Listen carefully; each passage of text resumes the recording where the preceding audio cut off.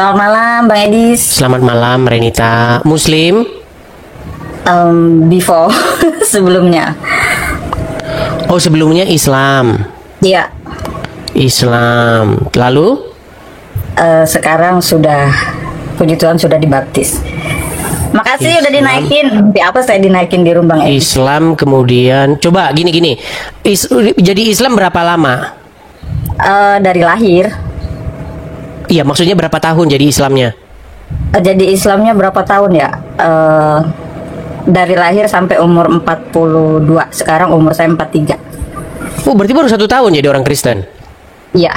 Oke. Kita di sini tidak bisa menerima pengakuan begitu saja karena banyak sekali orang-orang itu hanya modus, pansos dan lain sebagainya. Jadi kita di sini harus ada ujiannya. Betul. Soalnya kita udah bosen menerima orang Islam jadi Kristen, udah terlalu banyak. Oke, coba kita mau tes nih. Coba kalau memang Kak Renita mantan muslimah, coba bacakan kepada kami satu surah di dalam Al-Quran. Misalnya surat apa? Silakan. Surat ayat kursi, coba silakan. Ayat kursi nggak hafal, yang pendek aja ya. Apa itu? Silakan. Ya, a'udzubillahi minasyaitonirrajim. Bismillahirrahmanirrahim. Ar-Rahmanirrahim, Maliki yaumiddin. Iyyaka na'budu wa iyyaka nasta'in. Ihdinas siratal mustaqim. Siratal ladzina an'amta 'alaihim ghairil maghdubi 'alaihim waladdallin. Oke, itu Al-Fatihah. Al-Fatihah ini kayaknya umum. Coba ketika sholat, coba bacaan sholatnya bagaimana? Bacaan sholat ya. Sholat apa terserah. Sholat subuh kayak, sholat maghrib kayak, apa aja terserah. Coba. Soalnya udah lama nggak sholat Bang Edis, jadi kayak Katanya baru setahun, gimana? Sholatnya itu udah kurang lebih 5 tahunan ya. Yang nggak sholat itu kurang lebih udah 5 tahunan. Oke, coba yang masih ingat-ingat, coba doa sholat. Bismillahirrahmanirrahim. Usolli fardhu maghribi. Lupa Bang Edis. Macet. Baiklah. Oke. Apa yang membuat Anda meninggalkan agama Islam?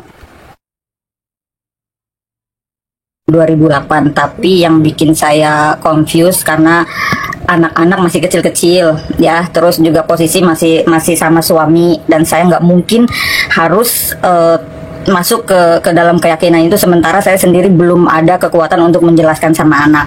Nah, setelah tahun 2002 saya terpanggil lagi, dan betul-betul tantangannya betul-betul sangat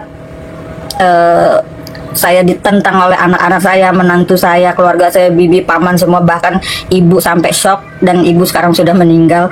Dia shock karena sakit, tidak menerima dengan kenyataan ini, tapi puji Tuhan dengan kekuatan Tuhan saya bisa sampai di sini, dan sekarang sedikit demi sedikit anak saya pun mulai memahami dan menerima pilihan keyakinan saya. Tapi apa yang membuat Anda meninggalkan agama Islam itu apa? Satu dari tapi ini agak sensitif ya, tapi saya memberanikan diri. Gak apa-apa, ini kan hak nih. Ya. Anda gini, undang-undang menjamin setiap orang itu bebas memeluk agama dan kepercayaannya masing-masing. Betul, nah, Anda dari Islam pindah ke Kristen kan? Ya, betul. Sudah dibaptis? Sudah. Oke, yang menyebabkan Anda ingin meninggalkan agama Islam itu apa? Gitu, yang kami pengen tahu. Di tahun 2008 saya sempat drop ya, hidup saya betul-betul down. Tapi saya ingin mencari sesuatu kebenaran, dan saya pengen apakah Tuhan itu betul-betul ada, apakah Allah itu betul-betul ada. Saya pengen merasakan betul Allah itu ada. Di satu sisi saya memang Islam KTP yang tidak mempelajari banget tentang Islam, tetapi di circle kehidupan saya memang semuanya Islam. Di saat saya down dan saya saat itu betul-betul terpuruk, saya mendekati teman-teman saya yang Islam, tapi tidak ada kepuasan hati di situ, karena curhatan-curhatan saya justru seperti memvonis saya, lu dosa lu udah banyak banget, lu begini-begini, jadi kayak ngejatohin banget gitu. Jadi kayak nggak ada kepuasan di saat saya curhat dengan sesama sahabat Muslim yang seiman. Tetapi ketika saya bersahabat dengan yang non Muslim, tiba-tiba ada ketenangan di situ, ada kedamaian di situ, yang dia mengatakan bahwa sebesar apapun dosamu, kalau kau bertobat, Tuhan Yesus akan selalu sayang walaupun kamu tidak mempercayai Yesus. Dan di situ saya terus berdoa dan berdoa. Itu tahun 2008 ya. Itu posisi saya lagi merantau di Hong Kong. Nah, setelah itu saya diajak ke gereja dan saya didoakan oleh pastor, dan betul-betul saya berdoa mengikuti ucapan-ucapan dia. Pastor bilang, Tuhan memberkati kamu betul-betul berdoa dari dalam lubuk hati, yang betul-betul memang berdoa. Nah, setelah itu saya nggak bisa tidur, dari doa pastor itu saya nggak bisa tidur. Dan saya memutuskan untuk pulang ke Indonesia dengan membawa banyak masalah dari Hong Kong ke Indonesia. Tuhan memberi saya kekuatan untuk pulang, tetapi disitulah saya langsung ciut lagi, iman saya langsung melemah lagi ketika saya melihat keluarga Muslim. Saya nggak ada keberanian untuk ngomong. Nah, setelah itu saya pergi ke Singapura. Sekarang posisi saya di Singapura, dan jujur hidup saya itu jatuh bangun. Masalah saya itu sangat besar sekali, tetapi saya teringat kembali pada tahun 2008 saya pernah down, dan saya merasa ada sedikit kedamaian ketika saya mendekati sahabat-sahabat yang non-muslim. Dan saat itu kebetulan hari Minggu saya mau off day, teman saya bilang kalau mau makan siang tunggu saya selesai ibadah ya, saya ke gereja. Saya bingung, saya nggak tahu mau kemana ini off day. Udah deh, saya ikut ibadah, saya duduk aja di pojokan gitu. Jadi saya nggak ada niat masuk ke gereja. Nah, setelah saya masuk ke gereja itu kayak ngerasa agak lain gitu, kayak darah ini kayak mendidih gitu Bang Edis. Bukannya fanatik atau apa masuk gereja, tapi saya kayak nggak layak gitu masuk gereja. Tuhan, apa saya layak masuk gereja dengan posisi saya yang banyak dosa seperti ini? Nah, waktu itu pastor di situ bilang, siapa yang punya beban, siapa yang punya masalah yang mau didoakan silakan naik ke altar gitu kan. Jadi teman saya, lu kan banyak masa lalu hidupnya, kata teman gitu kan, diledekin. Udah sono naik ke altar gitu kan. Jadi ya naiklah ke altar gitu. Awalnya iseng gitu kan, naik ke altar. Tapi di situ saya dapat curahan Roh Kudus. Di pertama saya masuk gereja di Singapura, saya dapat curahan Roh Kudus. Pulang dari gereja saya langsung,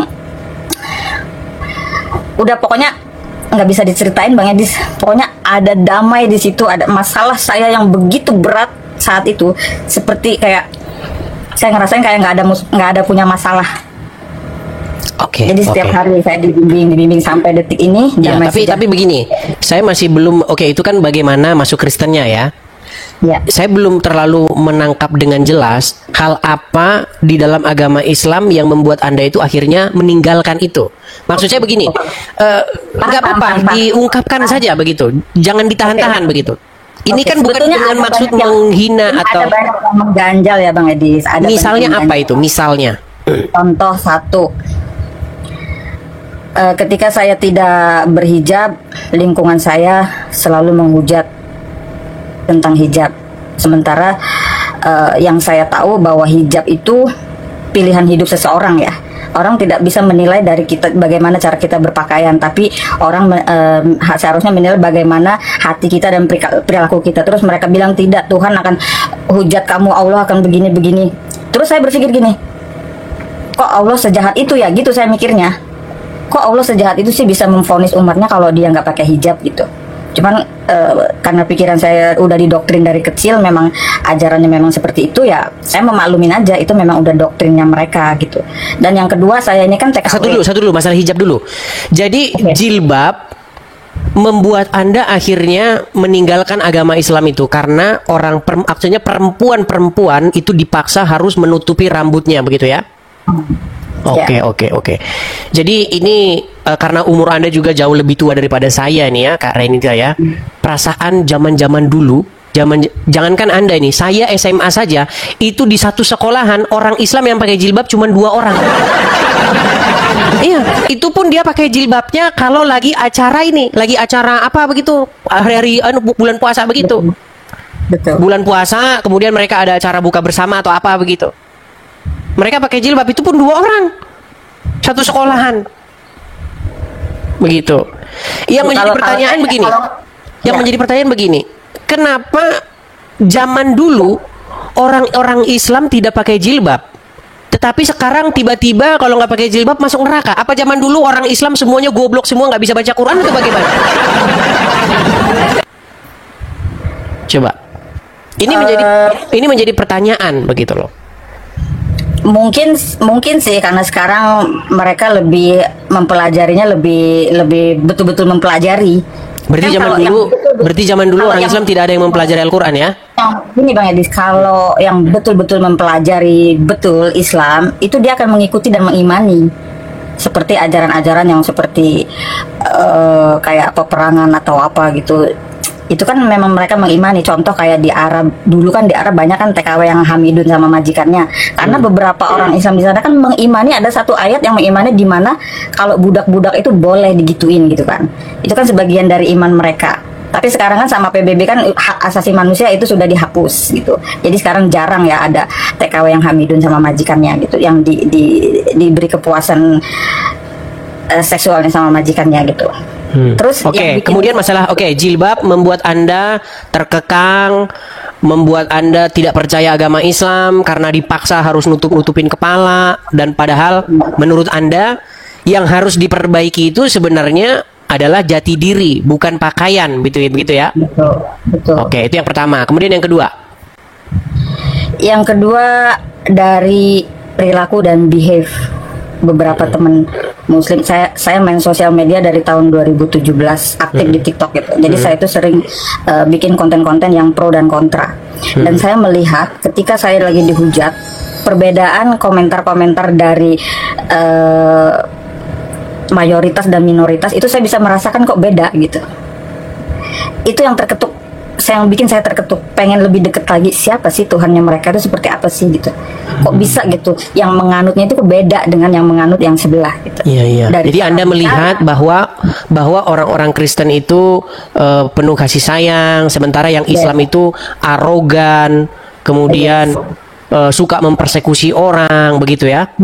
Yes. Bahkan kalau mereka sudah teriak Allahu Akbar, biasanya mukul orang itu. Kalau nggak mukul, membunuh. Ya, jadi teriakan Allahu Akbar itu membuat orang kesurupan, kejang, bahkan bisa membunuh orang itu. Begitu. Coba kalau Muslim sudah takbir Allahu Akbar, itu waduh, gawat. Itu bisa sambil mecah-mecahin etalase itu. Etalase orang jualan dipecahin begitu. Dan juga karena posisi saya kan pekerja ya Bang Edis ya, di luar negeri, terawih lah kalau bahasa Indonesianya. Jadi banyak banget kalau saya lagi bikin statement kayak mana ya, kerja ikut non Muslim, pegang setiap hari masaknya babi gitu. Itu pun udah dihina dan dihujat kan. Nggak bakal masuk surga lah, nggak bakal bisa sholat, nggak keterima lah, apalagi mandiin anjing, ngurusin anjing. Tapi secara logika saya berpikir gini, sebetulnya yang najis ini perbuatan manusia yang nggak betulnya atau si babinya gitu, atau si anjingnya gitu. Kenapa selalu kita orang Muslim yang kerja dengan non Muslim itu selalu hujatannya mikirin tentang dunia tapi tidak berpikir tentang ajaran-ajarannya, tidak mengikuti tentang ajaran-ajarannya. Ya kalau kita mau ngikutin ajaran nggak boleh megang babi, terus kita harus bertahan dengan apa adanya, terus kita gimana mau nanggung beban hidup gitu kan. Sementara pekerjaan yang mampu saya jalan itu hanya sebagai TKW gitu. Itu yang mengganjal di hati gitu. Kan kalau kepepet boleh. Makan babi aja boleh kata kalau anu. Gimana? Kalau nggak ada pilihan lain boleh katanya babi dimakan, itu di agama Islam. Tapi kalau kita masih ada pilihan lain yang nggak boleh gitu kan.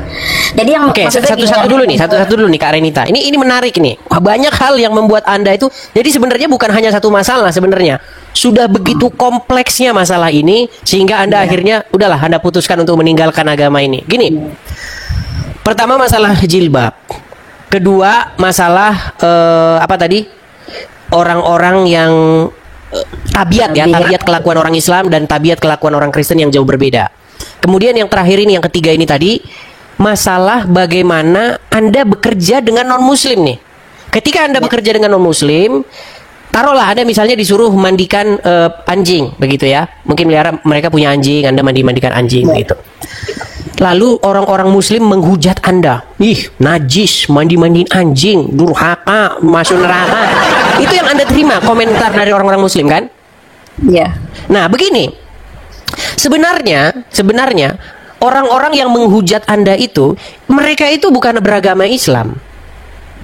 Mereka itu agamanya Abu Hurairah. Tahu nggak siapa Abu Hurairah? Ini biar saya ceritain. Oke. Abu Hurairah itu kalau kita artikan secara literal, itu artinya bapaknya kucing-kucing. Jadi ada seseorang, dia ini adalah orang yang paling banyak meriwayatkan hadis. Coba kalau Anda ketik di Google periwayat hadis terbanyak, pasti namanya itu Abu Hurairah, dan Abu Hurairah itu bukan nama. Seperti Renita, nama, Edis, nama, ya kan? Tapi kalau Abu Hurairah itu sebenarnya julukan. Abu itu bapak, Hurairah itu kucing. Nah, jadi Abu Hurairah ini dia itu pecinta kucing. Iya. Nah, karena dia pecinta kucing, biasanya kucing itu takutnya sama apa? Kucing takutnya sama apa? Anjing. Nah, makanya riwayat-riwayat dari Ibu Abu Hurairah ini banyak yang sangat menyudutkan anjing. Oke. Iya. Padahal di dalam Al-Quran, di dalam surat Al-Kahfi, tahu nggak? Dalam surat Al-Kahfi itu ada, di situ disebutkan anjing-anjing. Bahkan disebutkan ada anjing yang masuk surga. Iya. Jadi ada kebencian orang-orang Islam kepada anjing akibat orang Islam ini agamanya Abu Hurairah. Iya. Bahkan dalam sebuah riwayat dikatakan, sholat itu akan batal kalau di hadapan seseorang itu lewat keledai, wanita, dan anjing hitam. Oh. Bayangkan, wanita digolongkan bersama-sama dengan keledai dan anjing dalam hal membatalkan sholat. Dan ini teman-teman, ini fakta dan realita. Biasanya orang Islam itu paling benci sama anjing. Kalau ada anjing diracun lah, dipukul lah, atau bagaimana. Mereka sangat benci, dendam kesumat sama anjing. Entah apa salah anjing. Bahkan katanya tidak akan masuk malaikat kalau di rumah seseorang itu ada anjing. Ada anjing, iya. Saya pernah dengar itu. Iya. Bayangkan, itu yang membuat orang Islam tuh benci setengah mati sama anjing. Najis. Tapi kalau katanya. saya boleh, maaf saya potong. Kalau boleh saya jujur ya, ini disaksikan banyak orang di sini. Mungkin nanti setelah selesai live ini saya juga akan dihujat di TikTok saya. Pasti itu pasti. Banyak yang akan inbox Anda pasti. Jujur Bang Edis ya. Di setelah tahun 2008 saya kembali ke keluarga saya, kembali ke suami saya ya memang dari dulu juga saya nggak pernah dapat hikmat kalau saya lagi sholat, karena saya nggak tahu arti yang saya baca. Nah, itu juga dari kecil saya didoktrin sama orang tua saya, pergi ngaji lu, nggak ngaji gue sebat lu gitu. Jadi orang tua itu cuma nyuruh gue ngaji, alif ba tasa, alif jabar a b jabar ba, tajwidnya harus tepat. Kalau lu nggak tepat berarti lu nggak masuk surga, berarti lu belum Islam gitu. Tapi orang tua nggak pernah mendoktrin bagaimana cara behave, bagaimana cara berbuat baik, bagaimana biar nggak bohong, gimana nggak nyuri, gimana menerapkan kejujuran dalam hidup. Itu nggak, jiwa kita ini nggak diobatin, tapi didoktrin. Lu pakai hijab malu lu gitu, malu-maluin orang tua aja, malu-maluin agama. Itulah yang terjadi dengan Islam, gitu. Kak Renita. Jadi setiap saya sholat itu karena saya nggak enak sama mertua, satu ya. Kedua itu tuntutan dari agama. Tapi saya nggak dapat hikmat. Tapi saya masuk ke gereja, saya seolah-olah saya kayak disentuh oleh sesuatu yang saya nggak bisa lihat, yang saya nggak bisa dengar, tapi saya bisa rasain. Kenapa? Karena saya berdoanya tuh kayak ya berdoanya tuh ya ke Yesus, terus ada kucuran Roh Kudus, terus ke Bapa Allah di surga. Jadi ada tujuannya gitu. Kalau ke Allah Subhanahu Wa Taala saya belum pernah tahu bentuknya, ininya seperti apa. Selain daripada hafal-hafalan Arab saja ya. Iya, tapi kalau melalui Yesus Kristus, melalui firman-firmannya, saya percaya Tritunggal itu apa, saya udah pelajarin, dan saya di situ percaya bahwa memang ada gitu. Yang selama ini saya nggak percaya, itu Tuhan ada nggak sih gitu. Selama ini saya hidup jatuh bangun, saya udah sholat perasaan, saya udah puasa perasaan, tapi kayak nggak ngerasain hadirat Tuhan gitu. Iya, karena begini, karena yang saya teliti, orang Islam itu memang dididik atau sudah mulai latah masal untuk ngarap. Ngarap dalam pengertian di sini adalah membuat dirinya seperti seolah-olah jadi orang Arab. Jadi membaca huruf-huruf Arab. Alif ba ta sa ja ha. Dari kecil begitu. Iya. Seperti yang Anda katakan, pakai aurat, penutup aurat. Bayangkan bocah-bocah kecil yang masih main-mainan pasir, tahu kan? Oh, dorong-dorong mobil. Pakai jilbab. Kalau saya sekolah saya pakai kerudung, tapi iya, pakai kerudung. Bocah-bocah kecil umur 4 tahun, 5 tahun pakai kerudung. menutupi aurat. Saya pikir ini ada something yang wrong dalam agama Islam ini. Ada sesuatu yang gak beres memang dalam agama Islam. Tetapi masalahnya banyak orang Islam itu tidak berani bersuara karena mereka takut nanti dibilang penistaan agama. Begitu loh. Bagaimana mungkin anak lagi kecil? Bang, kalau boleh saya mau sharing. Gimana? Ada ini saya masih mau sharing lagi sekalian naik di room, jadi biar teman-teman juga tahu kenapa alasannya saya murtad gitu. Jadi di dalam rumah tangga juga saya banyak kecewanya karena imam saya yang betul-betul saya menurut saya punya imam sosok suami yang seiman gitu kan. Tapi saya kecewa di situ. Karena suami ini kalau menurut keyakinan dia, keimanan dia, kita Islam ya, suami Islam ya. Yes, kita dituntut untuk taat pada suami, kita dituntut untuk taat semua perintah-perintah suami karena itu adalah surganya istri. Tapi hati saya nggak terima sebetulnya saat itu. Dan saya coba konsultasi ke kiai, ke ustadz, gimana saya punya problem begini. Dan jawabannya semua nggak sesuai dengan apa yang ada dalam hati saya. Mereka sesuai dengan ajaran Al-Quran harus taat kepada suami. Karena kalau sudah menikah bagaimanapun suami yang harus kita dengar gitu. Terus kalau suami kita ngajarnya nggak ada kasih gimana? Ya itu suami kamu gitu. Jadi ya harus diikutin. Soalnya saya kan ada problemnya itu sama antara adik orang tua gitu. Jadi saya minta pendapat sama kiai semua ustadz. Ya jawabannya orang tua bukan tanggung jawab suami, tapi tanggung jawab anak pria, bukan tanggung jawab anak perempuan. Jadi kalau suamimu tidak merestui kamu menafkahi orang tuamu, kalau tidak mengizini nafkah untuk orang tuamu, ya kamu berdosa gitu. Nah di situ yang bikin mengganjal dalam pikiran saya di perkawinan ya. Satu, saya harus tunduk ke suami, harus taat ke suami, sementara suami tidak bisa mencontohkan sebagai imam yang baik di dalam rumah tangga gitu. Dan kebetulan yang ada juga yang bikin saya kecewa di dalam pernikahan itu, tapi saya nggak bisa cerita di sini deh.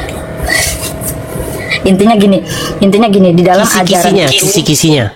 Oke, di dalam ajaran itu bagaimanapun apapun perbuatan suami adalah imam kamu dan kamu harus mengikutinya. Itu yang bikin mengganjal dalam hati saya gitu. Jadi nggak ada freedom untuk kita wanita atau istri untuk mengungkapkan hak-hak kita sebagai perempuan gitu. Ya, artinya memang ini udah masalahnya udah numpuk ya teman-teman ya. Jadi ada banyak hal atau banyak isu yang membuat Anda akhirnya memang agama Islam ini tidak pantas untuk dipertahankan lagi, akhirnya Anda meninggalkan agama Islam ya. Iya, seperti itu. Oke, saya tanggapi lah satu persatu ya. Mungkin banyak nih muslim-muslim yang kamu salah ini begini. Mungkin ada muslimin, apakah saya diizinkan untuk menaikkan satu muslim? Maksudnya diizinkan siapa? Karena banyak muslim-muslim yang nonton di bawah, mereka itu seperti ya boleh, silakan kalau ada yang mau. Ya, baik, kita naikkan satu muslim ya.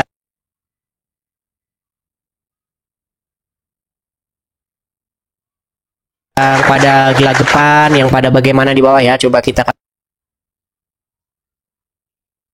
kasih naik. Ada Shalom, apakah kebetulan ada banyak follower saya juga di bawah nonton. Shalom, makasih. Nur Josita, coba kita kasih naik nih. Apakah seorang muslimah itu bisa memberikan sanggahan dari apa unek-unek yang disampaikan oleh Kak Renita tadi? Ya, Nur Josita.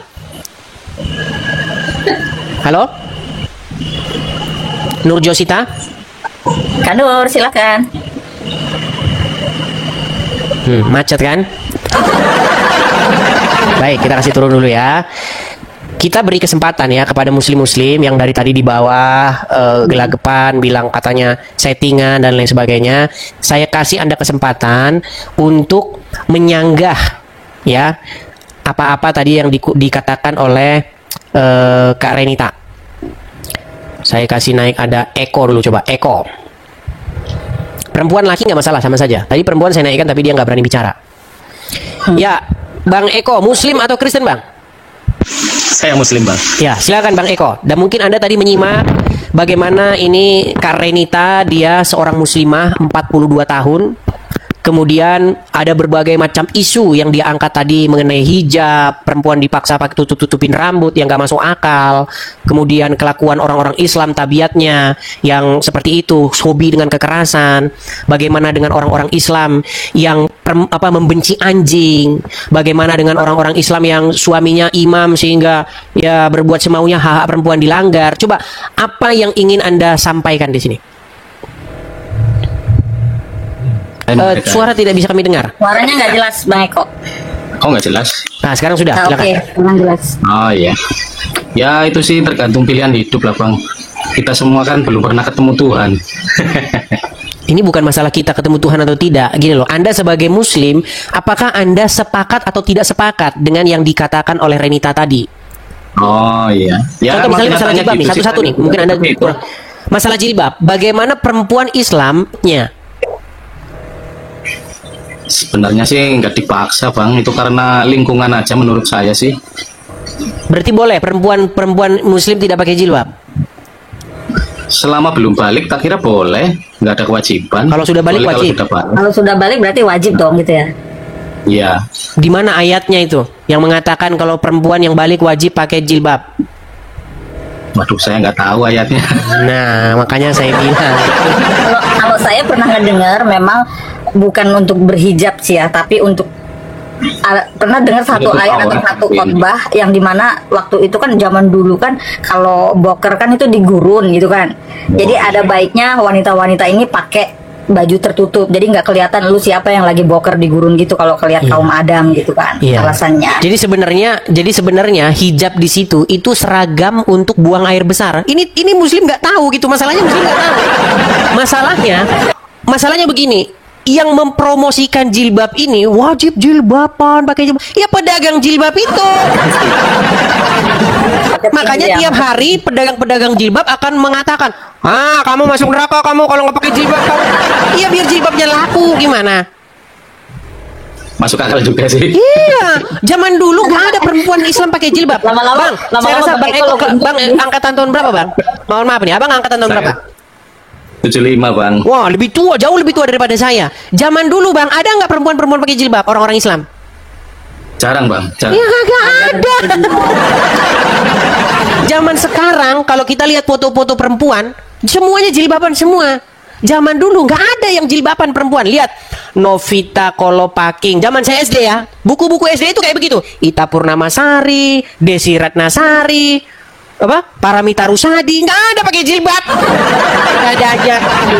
Jadi jilbab itu fashion lah ya. Iya, jilbab Ya, itu nggak mungkin. pernah ada zaman dulu, nggak pernah ada.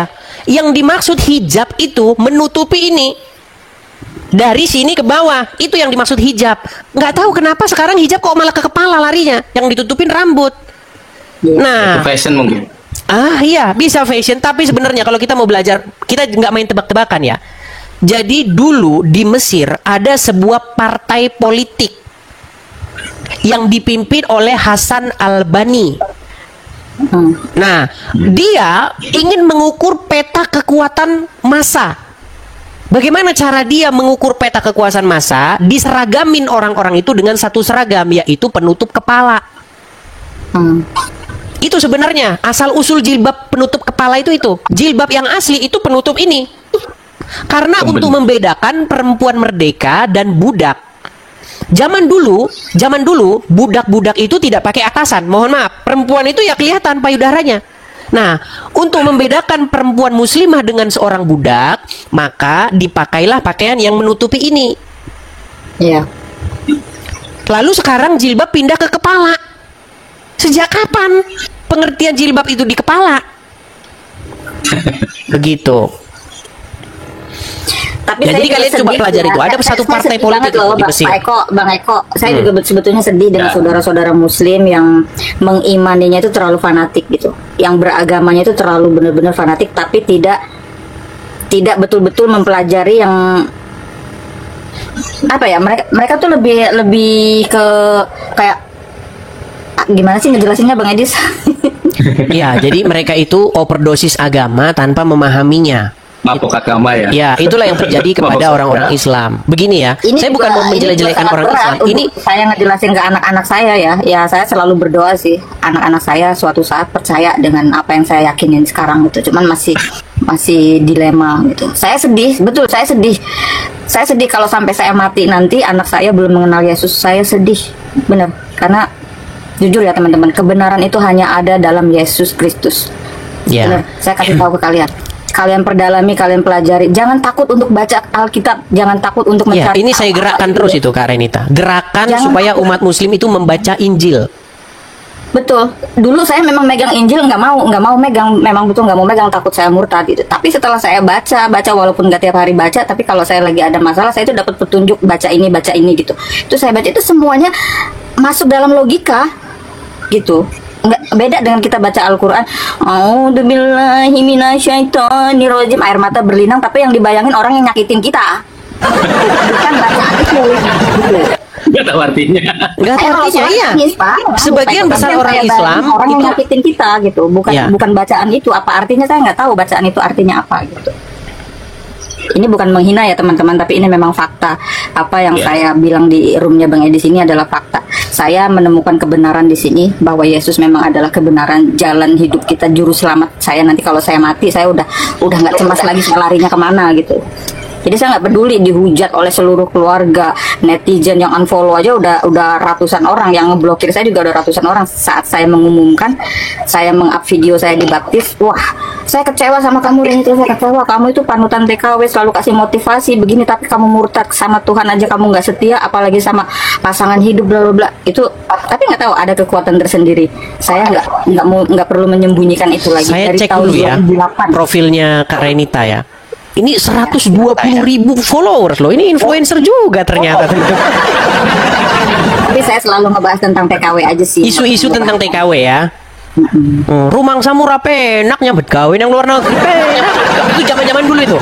Dulu zaman-zaman tahun-tahun berapa itu perangnya kan seperti itu. Rumang samu penak, nyambut gawe yang Hongkong. Nah, begitu.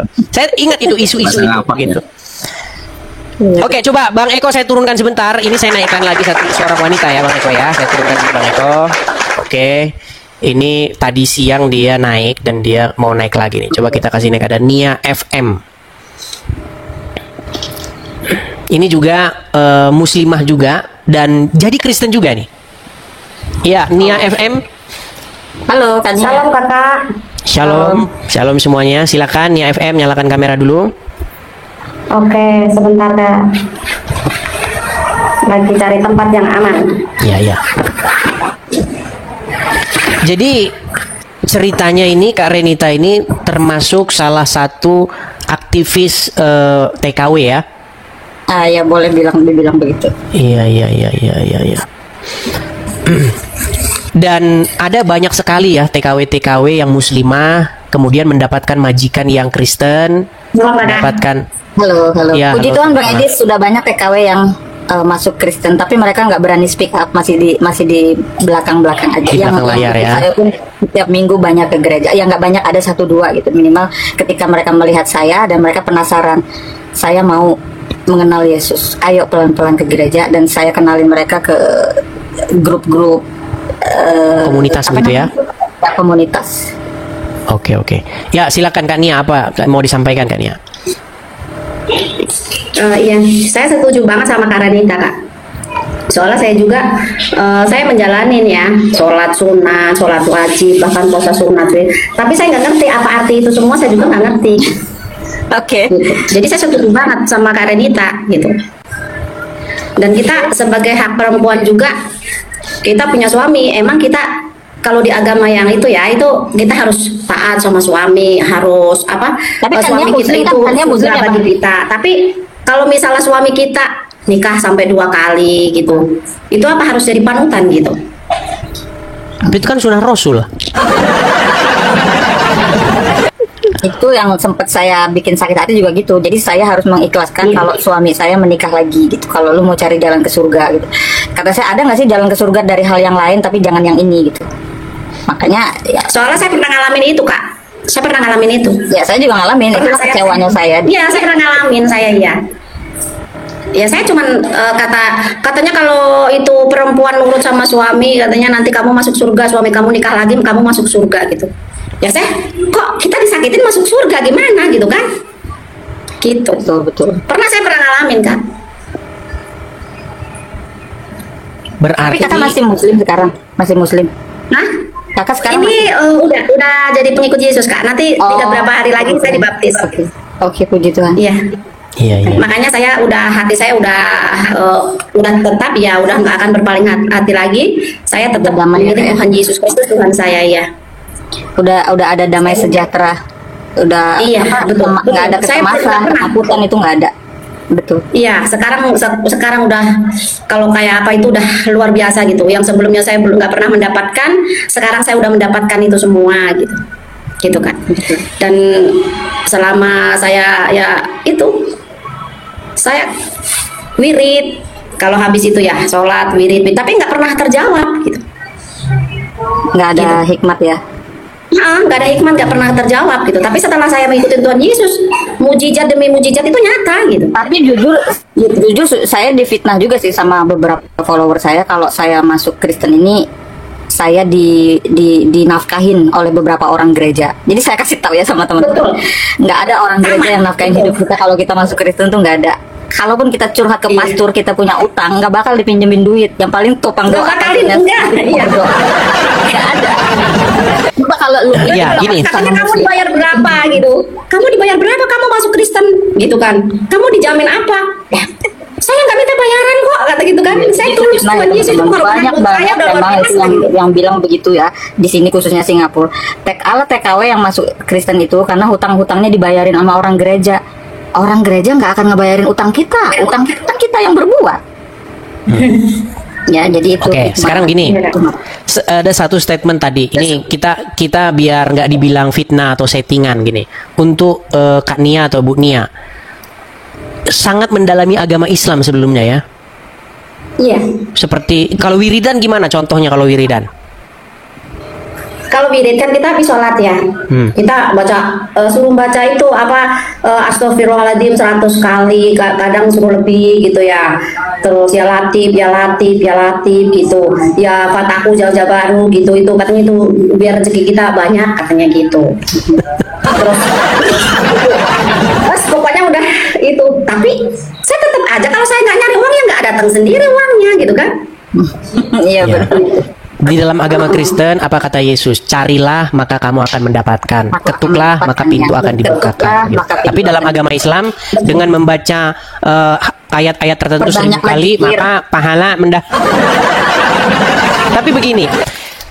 Tapi memang kita sama-sama mengakui ya bahwa orang Islam itu paling demen, paling seneng ngucapin, ngulang-ngulangin bahasa Arab tanpa dia mengerti ya. Iya betul. Ya, dan ini satu statement dari seorang ustadz sampai meninggalnya dia ustadz. Nih ya, ini supaya teman-teman pada sabar. Ini salah satu statement yang sangat terkenal sekali ya, sangat terkenal. Nih. Kita bangga menghafal Al-Quran, senang mengulang berbahasa Arab tapi tidak mengerti bahasa Arab, suka membaca Al-Quran tapi tidak memahami maknanya. Akhirnya apa? Menjadi keledai. Nah, itu dia. Jadi ketika orang Islam sholat, entah apapun lah, mereka mengucapkan huruf-huruf Arab itu, bunyi-bunyian Arab itu tanpa mereka memahaminya. Dan sekarang ada satu gaungan, ya, ada satu joke yang sudah mulai cetar membahana, katanya begini, membaca Al-Quran dalam bahasa Arab mendapat pahala, membaca Al-Quran dalam bahasa Indonesia mendapat petaka. Bikin saya sedih ya. Gimana anak-anak saya ini biar percaya sama Yesus gitu. Karena sampai detik ini mereka masih menentang. Saya jujur sedih. Mereka selalu bilang gini, Mama memang mama kami, Mama yang melahirkan kami, tapi sekarang bukan panutan kami. Itu yang bikin saya sedih sih. Sama. Tapi Yang saya rasain, saya itu percaya Yesus beneran, teman-teman. Yesus adalah kebenaran, ya. Yesus adalah kebenaran. Sekarang gini aja, kita nggak mungkin sih dalam satu malam bisa nyiptain Al-Quran dalam satu malam hanya dalam mimpi, terus bisa ngelihat surga, bisa ngelihat neraka. Secara logika aja nggak bisa. Secara logika kita nggak bisa ngelihat surga dan neraka dalam satu malam dan hanya dalam mimpi. Semua orang juga bisa mimpi lihat surga dan neraka. Ya. Tapi kalau firman Tuhan ini benar-benar firman yang hidup. Kalau bukan karena Yesus, kita nggak akan kenal siapa itu Tuhan, siapa itu Allah. Jadi melalui Yesus lah kita kenal siapa yang nyiptain hidup ini. Ya. Baik, kita sapa dulu nih, ada Dea. Ya, Dea, selamat malam Dea.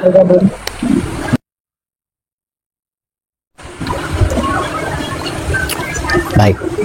Naik tapi dia diam saja, jadi kita turunkan ya. Amin ya, saya tetap mendoakan anak-anak saya. Iya. Berarti Buka surat Al-Ahzab ayat 59. Buka bang.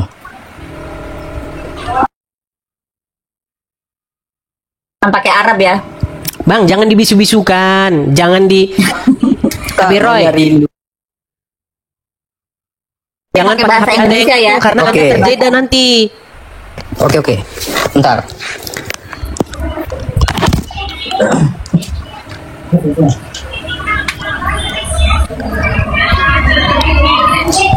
Lama banget. Kalau jilbab kan yang iya, kalau jilbab kan yang panjang. Kalau ini kan bukan, ini kan pendek, cuman kepala aja. Surah. Bang, kameranya jangan di manu, Bang. Nah, lihatin. Nah, kayak kita ini loh. Kayak kita ini loh, Bang. Kita ini.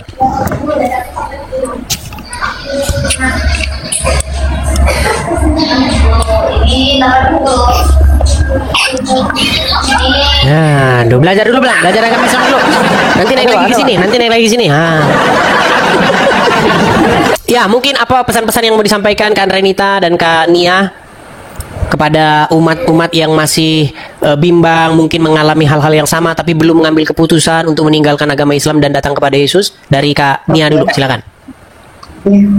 Saya pesan sama saudara-saudara saya semua ya yang belum ikut Tuhan Yesus, tolong sebelum kamu binasa bertobatlah sebelum terlambat. Ya, Tuhan Yesus adalah jalan kebenaran dan kekal. Ya, saya cuma pesannya itu aja. Oke. Untuk Kak Renita, pesan-pesannya apa kepada muslimah nih yang mungkin sedang berada dalam persimpangan jalan dan bingung mau memutuskan? Silakan. Percayalah teman-teman, apa yang saya yakini saat ini, yang saya imani saat ini itu adalah kebenaran. Jangan takut untuk mempelajari sesuatu hal yang baru. Karena murtad itu bukan dari agama lain ke agama lain, tapi murtad adalah dari pola pikir yang lama ke pola pikir yang baru. Ketika kalian mau mempelajari apa itu yang ada dalam Alkitab, disitulah ada kebenaran. Jadi jangan takut untuk mencari tahu hal yang baru, supaya tidak ada kalian hina menghina, caci memaki. Dan saya yakin, saya percaya bahwa kebenaran itu akan tetap kebenaran, ya, tidak akan bisa ditutupi oleh kebohongan. Baik. Ya, bertobatlah sebelum Tuhan Yesus datang. Baik, terima kasih pesan-pesannya. Ya, kita hampir tiap hari ini kedatangan orang-orang Islam yang pindah ke Kristen ya. Ya, semoga teman-teman betul-betul tulus. Juga Bang Edis. Ya, semoga benar-benar tulus, benar-benar sungguh-sungguh ya mau mengikuti Yesus, bukan karena ada modus-modus, bukan karena ada niatan-niatan tertentu. Dan kita juga orang Kristen harus pandai, harus cerdik, berhikmat. Kita harus bisa membedakan mana orang yang betul-betul pengen menjadi Kristen, mengikuti Yesus, dan mana orang yang hanya modus-modus saja. Ya, beritakan, share pengalaman-pengalaman kalian kepada orang-orang lain supaya mereka juga berani untuk mengambil tindakan. Oke, terima kasih. Saya turunkan ya. Selamat malam. Ya, Bapak Ibu Saudara yang dikasihi Tuhan Yesus Kristus, hati kita dipenuhi sukacita setelah mendengarkan kesaksian luar biasa dari saudara kita ini ya. Mereka yang dulunya mencari jalan kebenaran di tempat lain, kini telah menemukan kedamaian dan keselamatan di dalam Yesus Kristus. Luar biasa ya. Hati mereka kini dipenuhi dengan kasih dan terangnya Yesus Kristus. Mari kita terus satukan hati dalam doa untuk mendukung saudara kita yang baru ini ya, agar iman mereka semakin teguh dan berakar kuat di dalam Tuhan Yesus Kristus. Firman Tuhan dalam Ibrani 10 ayat 23 mengingatkan kita, marilah kita teguh berpegang pada pengakuan tentang pengharapan kita, sebab Ia yang menjanjikannya setia. Saudaraku yang baru menemukan Kristus, ingatlah ya janji Tuhan dalam Roma 8 ayat 28 yang bunyi ayatnya begini, saudara. Kita tahu sekarang bahwa Allah turut bekerja dalam segala sesuatu untuk mendatangkan kebaikan bagi mereka yang mengasihi Dia, yaitu bagi mereka yang terpanggil sesuai dengan rencana Allah. Saudara, mungkin saat ini Anda menghadapi kesulitan atau tantangan baru setelah memilih untuk mengikut Kristus.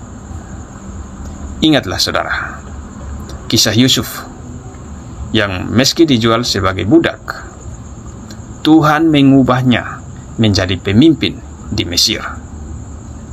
Begitu pula Tuhan sanggup mengubah setiap kesulitan yang Anda hadapi menjadi kebaikan. Jadi, janganlah takut, karena Tuhan selalu menyertai dan bekerja dalam setiap aspek kehidupan Anda.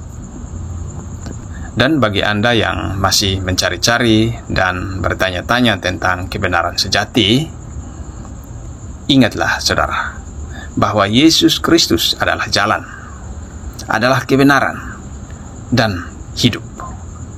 Seperti yang tertulis dalam Yohanes 14 ayat 6. Tidak ada seorang pun yang datang kepada Bapa kalau tidak melalui Dia. Jadi, jangan tunda lagi saudara. Datanglah kepadanya sebelum pintu kesempatan tertutup, ya.